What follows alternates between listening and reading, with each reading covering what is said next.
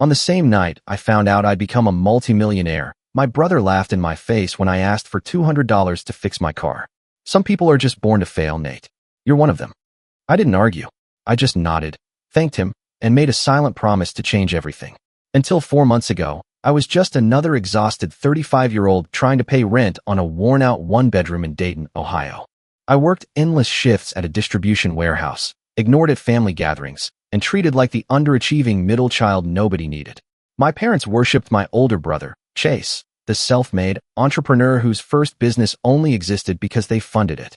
My younger sister, Jenna, barely scraped by as a cashier with 2 kids.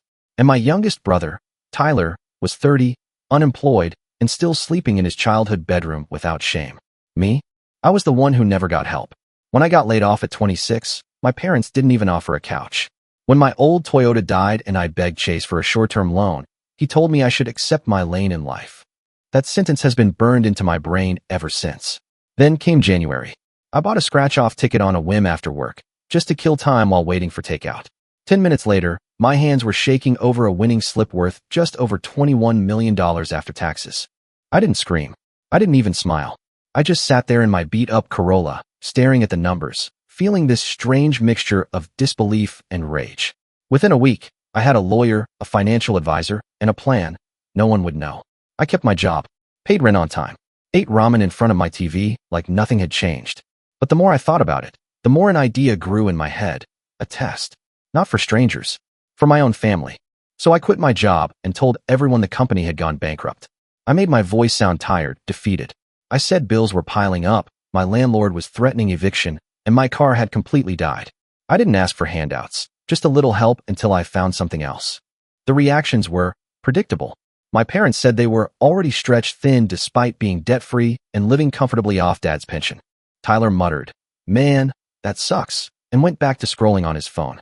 Chase smirked, said he might have a low-level warehouse gig for me and his company, a few bucks above minimum wage, but only if I proved myself. Then came the line, the one I'll never forget. "Some people are just born to fail, Nate. You're one of them." I went home and sat in the dark for hours. Not because I was hurt. I'd been numb to that for years, but because my test had given me the answer I needed. Only one person offered me anything real. Jenna.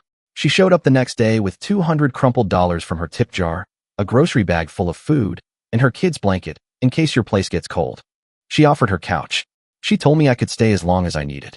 She had nothing, and she gave anyway. That was the night I made my second promise. The first was to change my life. The second was to make sure Jenna would never struggle again.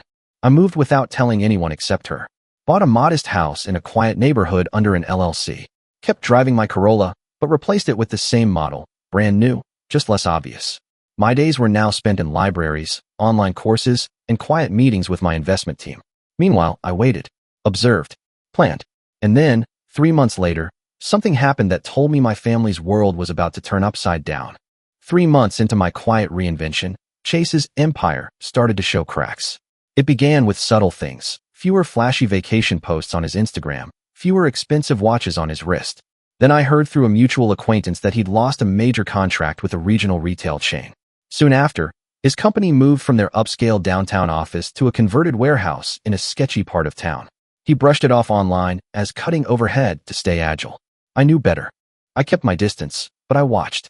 Meanwhile, Jenna was the only one checking in regularly. Every few days she'd text, asking if I'd eaten, or if I needed her to pick up anything while she was at the store. She never once asked how I was affording rent or what my next move was. She trusted me. That trust burned into me deeper than any insult Chase had ever thrown my way. Then came the moment I'd been waiting for. A Tuesday afternoon. Out of nowhere, I get a text from Chase.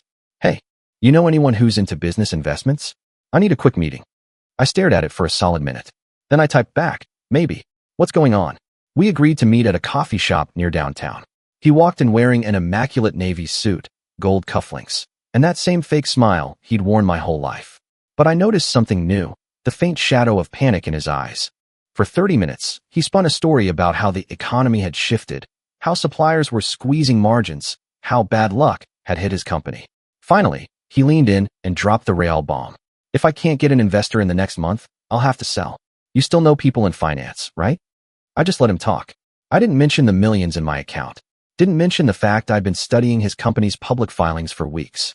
Instead, I said, Maybe I could buy it myself. He laughed, that sharp, condescending laugh I knew so well. You? Come on, Nate. You've never had that kind of money. I pulled out my phone and tilted the screen toward him, showing my account balance. The laugh stopped mid-breath. His jaw tightened. I told him I'd consider buying, but only at its actual market value. No inflated, potential earnings, nonsense. He tried to play it cool, but desperation doesn't hide well. Within a week, my legal team had reviewed everything. The company was a sinking ship, 2 months from collapse. But it had infrastructure, a decent client list, and name recognition in the right circles. It could be rebuilt, just not with Chase at the helm. We closed the deal for a symbolic price. I didn't let it go to bankruptcy where I could have bought the scraps for pennies. No, I wanted the handover to be official. Paperwork signed, no illusions about who owned what. I gave him a choice, stay on under new management or walk away. He stayed. Not because he wanted to, but because he had nowhere else to go. The following Monday, I called a company-wide meeting. The old team, what was left of it, gathered in the main conference room. Everyone, I said, meet your new operations manager, Jenna. The silence was electric. You could feel Chase's pulse from across the table. I laid out the restructuring plan, transparent budgets, cut unnecessary overhead, in the pointless titles. Chase's old executive director position was dissolved. He was now a commercial analyst with performance targets and a direct supervisor. Not one person spoke. Not even him. The first few weeks were tense. Chase avoided eye contact. Our parents called, furious, saying I was humiliating their golden son. I asked them when was the last time they'd asked if I was okay. They went quiet. Meanwhile, Jenna took to her role like she was born for it. She streamlined operations, improved client retention, and even brought in a small new account within her first month. The staff respected her, genuinely, because she worked harder than anyone, including me. One afternoon, I caught her in the break room with a cup of coffee, staring out the window. You know, she said quietly, I don't think they'll ever understand what this means to me. But you do. I did. That night, I sat in my car outside my house for a long time, thinking about how fast everything had shifted. My family had gone from ignoring me to orbiting me. But not because they'd suddenly found love or respect. It was because I'd taken control, and I wasn't about to give it back. But I also knew something else. Chase wasn't done yet. I could see it in his eyes during meetings, the way he clenched his jaw when Jenna spoke, the way he typed too hard on his laptop when I overruled him. He was planning something, and I was ready for it. By the third month under my management, the company was running smoother than it had in years. Clients were happy, invoices were paid on time, and staff morale was higher than I'd ever seen it. Except for one person, Chase. He showed up every day in his pressed shirts and expensive cologne, clocked in at exactly 8, and kept his head down. On the surface, he was doing his job. But I'd known him too long not to notice the signs, the sidelong glances, the fake smiles, the subtle digs slipped into conversation. Jenna noticed too. He's biding his time, she said one night as we locked up. Waiting for the perfect moment to make you slip. She wasn't wrong. That moment came in the form of a high-stakes presentation with a prospective client worth nearly $500,000 in annual contracts.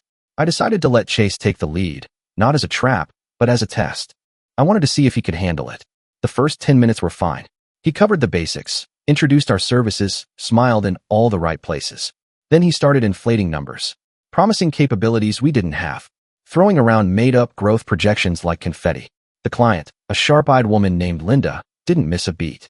She turned to me mid-meeting and asked, "Are these figures accurate?" I didn't answer right there. I let the meeting finish.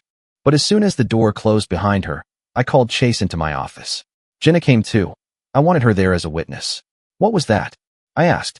My voice was calm, but the air in the room was heavy. "I was selling," he shrugged, like it was no big deal. "You have to impress people, Nate. They don't care about boring reality." "They do," I said flatly, "especially when they're about to invest $500,000. He rolled his eyes. "You're overreacting." I ended it right there. "Starting Monday, you're off external negotiations. Your new role is internal reporting only. Salary adjusted accordingly." The silence that followed was louder than any shouting match. He signed the paperwork without a word and left. The next day, my mother called in tears. "You're destroying your brother. Is this really about business? Or are you getting revenge?" I let her talk. When she finished, I said, "Mom, do you remember when Chase told me I was born to fail?" She paused. "He was young. He was 32. I cut in. Old enough to know exactly what he meant." She hung up without saying goodbye. For a while, things quieted down. Chase kept his head low, and Jenna flourished even more in her role. She pitched a new client outreach plan that brought in 2 contracts in 1 week. The rest of the team respected her in a way that was genuine, not forced. Then, about 6 weeks later, whispers started. A rumor that I'd bought the company with shady money. That maybe I wasn't really the owner, just a front for some faceless investor. One version even claimed I'd hit it big in illegal gambling. I traced it back to one source, Chase. I didn't confront him right away. Instead, I called a leadership meeting. Once everyone was seated, I laid out the actual purchase documents, bank transfers, and legal filings on the table. No mystery investor, I said. No gambling. No shortcuts. Just someone who spent years being underestimated and decided to stop playing small. I didn't look at him when I said it. I didn't have to. The whole room knew. After that, the atmosphere shifted. Some people looked at me with newfound respect. Others, maybe, with caution. I didn't care either way. Respect earned through fear is worthless. That Friday, I passed Chase in the hallway. He hesitated, then said, "You got lucky, but you used it well. I'll give you that." I could have thrown every insult he'd ever given me back in his face. Instead, I said, "The real luck was not having to depend on you." He flinched, nodded, and walked away. I thought that might be the turning point.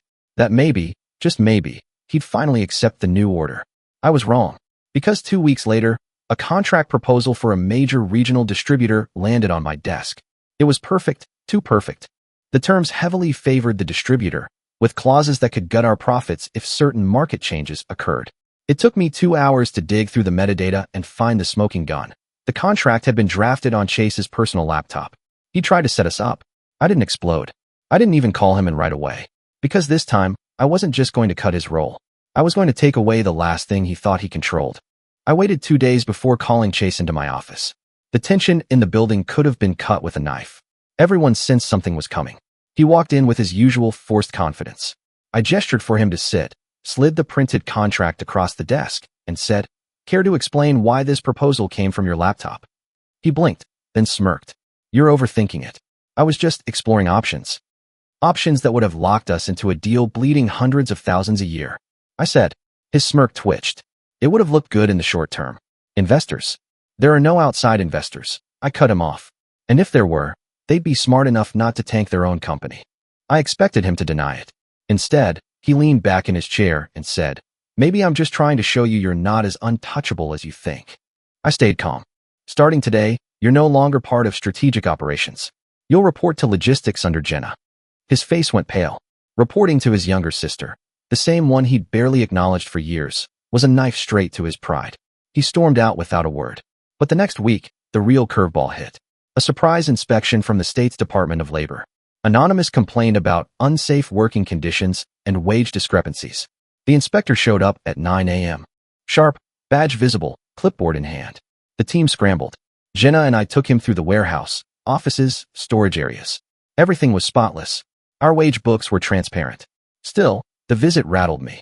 I knew it wasn't random. The timing was too perfect. That night, I got my confirmation. One of the newer employees, a timid guy named Darren, knocked on my office door after hours. He shut it behind him and whispered, "I think I should tell you something." Chase asked me to help him file a complaint. Said it would shake you up and maybe make you reconsider who's in charge. I felt my pulse in my ears. "Did you?" "No," he said quickly. But he kept asking around. Someone else must have done it for him. It was the final straw. The next morning, I called an all-hands meeting. Everyone gathered in the main conference room. Chase strolled in late, pretending nothing was wrong. "I want to be clear," I began, "that this company will never operate under intimidation or sabotage, from the outside or the inside." I turned to Chase.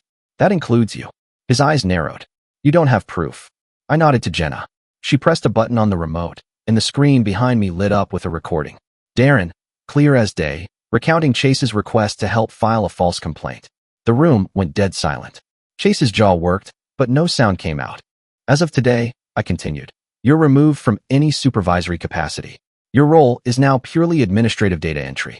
Same pay as others in that role.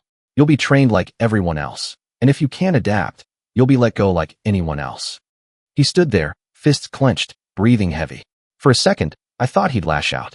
Instead, he turned and walked out, the door slamming so hard the glass rattled. It would have been satisfying enough, but the universe wasn't done twisting the knife. That afternoon, Linda, the client from months ago, the one who'd caught him inflating numbers, called me. She said her company had just let go of their business development head, and someone had anonymously sent her Chase's resume. She laughed. "Bold move, but not a smart one. He literally used your company email as a reference." I felt a strange mix of irritation and dark amusement. Thanks for letting me know. She hesitated, then added, off the record, I'd be careful. People like that don't stop until they burn the bridge completely. She wasn't wrong. That night, as I left the office, I saw Chase's car idling at the far end of the parking lot. He wasn't hiding.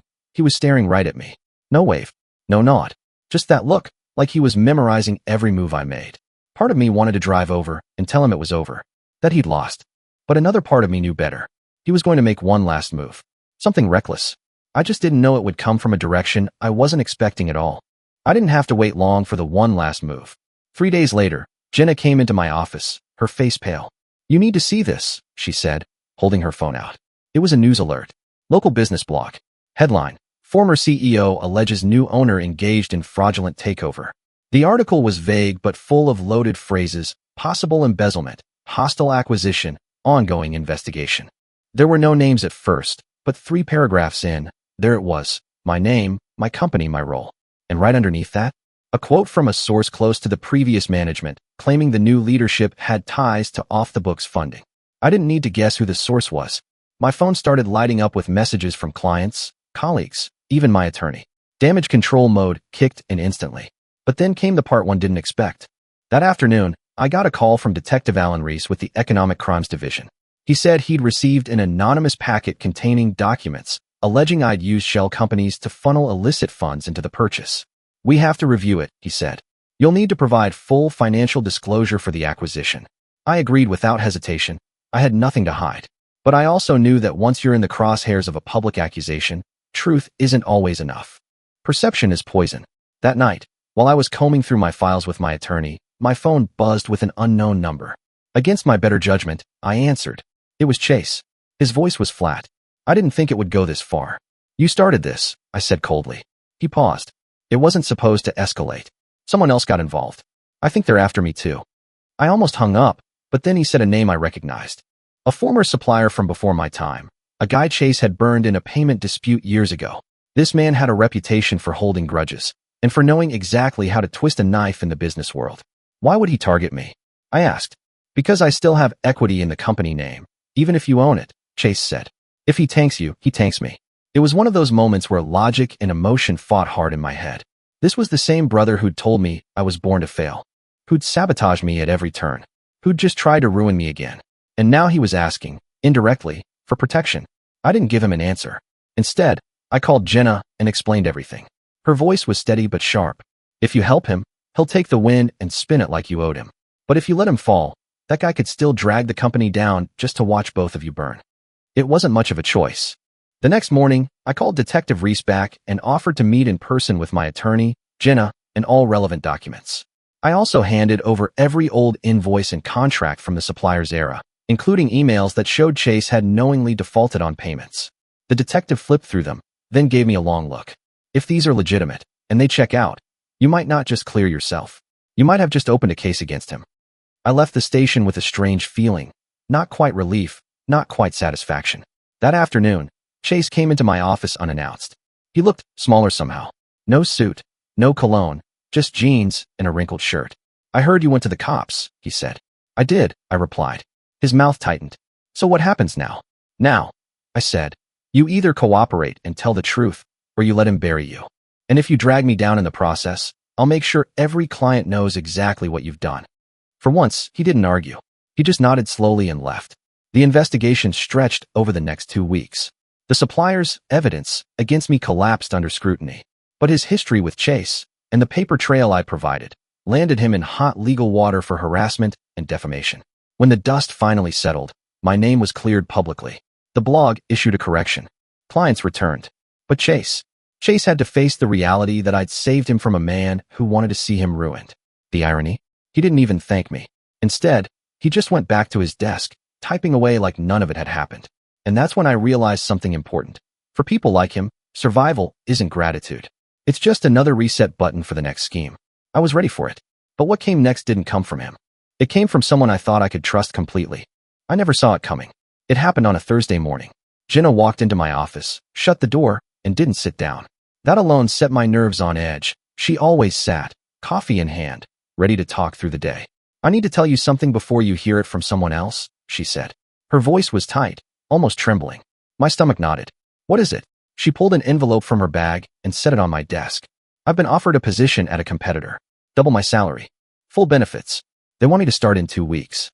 The air went still. I knew she had options. She was smart, respected, and had turned the company around in record time.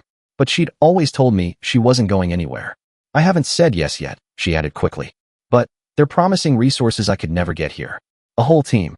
Budget control. A bigger stage. I wanted to tell her to do what was best for her.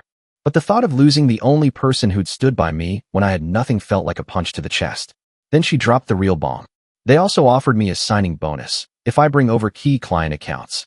I stared at her, and her eyes darted to the floor. I told them I wouldn't steal clients. But I didn't say no to the job. It felt like the room was tilting. This was Jenna, the one person I thought I could trust without question. Why are you telling me this? I asked finally. Because I want you to convince me to stay, she said, her voice cracking. I don't want to walk away from what we've built, but I'm tired, Nate. I'm tired of fighting every day for the scraps the big players leave behind. I stood, walked to the window, and looked down at the street below. The company's sign, my company's sign, gleamed in the morning sun. Everything I'd done, every calculated move, every betrayal I'd endured, all of it had been worth it because I thought I'd built something real with her. And now it might end with a check from a competitor. I turned back to her. If you go clean. No clients, no files, no inside intel. You walk out with your head high, or you'll regret it. She nodded slowly. I know. 2 days passed. No decision. Chase kept to himself, silent as a shadow. The tension was so thick even the interns avoided the break room. Then Monday morning, Jenna walked into the conference room for our weekly meeting and handed me a folder. I'm staying, she said simply. Relief hit me so hard I almost laughed. But as I opened the folder, I froze. Inside was a full, detailed report, not about her work, but about Chase. Every late arrival, every suspicious email, every quiet attempt to undermine contracts, logged and time-stamped. She'd been tracking him for months. I wasn't leaving, she admitted. The offer was real, but I dangled it so he'd think I might. And he took the bait, tried to feed me a plan to gut the company if I left. I figured you should see it before I burned it. My chest tightened. You played him. She shrugged. You taught me. That same afternoon, I called Chase into my office, laid the folder in front of him, watched the color drain from his face. This is your final day here, I said. You'll get your final check by mail. Security will escort you out. He didn't argue. He didn't threaten. He just stood, looked at me with something between hatred and resignation, and walked out without a word. When the elevator doors closed behind him, I felt something I hadn't in years. Peace. Not joy. Not triumph. Just peace. That Friday, Jenna and I sat in my office after hours, sharing takeout. She raised her cup toward me. To clean slates. I clinked mine against hers. And to knowing who's really in your corner. Later that night, I drove home with the windows down, city lights blurring past. For the first time since that scratch-off ticket changed my life, I realized it wasn't the money that had rewritten my story. It was the moment I finally stopped begging for a seat at someone else's table and built my own. That's the end of today's story. Did things turn out the way you thought, or were there some surprises along the way? Share your thoughts in the comments. I'd love to hear what you think. If you enjoyed this journey, don't forget to hit the like button. And if you haven't joined the community yet, now's the perfect time. Subscribe and turn on notifications so you're always the first to catch new stories. Thanks for watching, and I'll see you in the next adventure.